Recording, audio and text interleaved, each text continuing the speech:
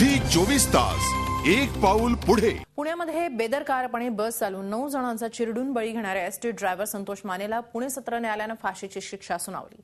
फाशीची शिक्षा असल्याने यावर आता हायकोर्टाचा शिक्कामोर्तब होणंही गरजेचं आहे। यमदूत संतोष मानेला अखेर फाशी। पुणे सत्र न्यायालयाची मानेला देहदंडाची शिक्षा। बळी पडलेल्या पुणेकरांना मिळाला न्याय। 25 जानेवारी 2012ला बेदरकारपणे बस चालवून 9 निष्पाप पुणेकरांचा जीव घेणारा आणि अनेकांना जखमी करणाऱ्या संतोष मानेला पुणे सत्र न्यायालयानं फाशीची शिक्षा सुनावली आहे। माने मनोरुग्ण असल्याचा दावा फेटाळत पुणे सत्र न्यायालयानं मानेला देहदंडाची शिक्षा सुनावली आहे। हा दुर्मिळातला दुर्मिळ खटला असल्याचं कोर्टानं म्हटलंय। काय म्हणालं न्यायालय? संतोष मानेचं कृत्य अक्षम्य, गुन्हा दुर्मिळात दुर्मिळ। त्याला फाशी दिली नाही तर समाजात चुकीचा संदेश जाईल, असे गुन्हे पुन्हा घडतील। इतकंच नाही तर त्याची शिक्षा कमी करण्यासाठी राजकारणी बसलेलेच आहेत। संतोष मानेला दया दाखवणे समाजहिताचे नाही। निष्पापांचे जीव घेण्याबरोबरच सार्वजनिक मालमत्तेचं नुकसान करणं अशा वेगवेगळ्या कलमांखाली कोर्टानं मानेला दोषी ठरवलंय। संतोष मानेला त्याच्या कृत्याच्या परिणामांची कल्पना होती। माणसे मारणे हाच त्याचा हेतू होता।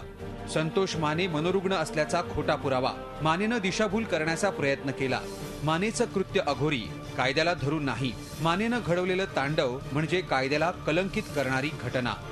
संतोष मानेनी 25 तारखेला जो पुण्यामध्ये हॅवॉक केलेला होता, 9 लोकांना मारलेलं होतं, 37 लोकांना गंभीररित्या जखमी केलं, पब्लिक प्रॉपर्टीचं नुकसान केलं, या सगळ्यासाठी आज न्यायालयाने त्याला दोषी धरून फाशी। आमचे जे ससूनमधले एक्सपर्ट डॉक्टर्स आहेत आणि येरवडा मानसिक रुग्णालय येथील जे तज्ज्ञ डॉक्टर्स आहेत यांची मदत घेऊन तो सर्वसामान्य स्थितीमध्येच आहे हे सिद्ध करू शकतो। तर या निर्णयाला उच्च न्यायालयात आव्हान देऊ असं आरोपींचे वकील धनंजय माने यांनी सांगितलंय। या निकालाच्या विरुद्ध आम्ही मुंबई उच्च न्यायालयामध्ये अपील दाखल करणार आहे आणि या निर्णयाला स्थगिती घेणार आहे। अतिशय चुकीचा निष्कर्ष असा कोर्टाने काढलेला आहे। त्यानुसार हायकोर्टात आता निर्णय घेईल काय जे झालेलं आहे ते। वर्षानंतर का होईना या अपघातात मरण पावलेल्यांना या निकालामुळे न्याय मिळाल्याची भावना पीडितांनी व्यक्त केली।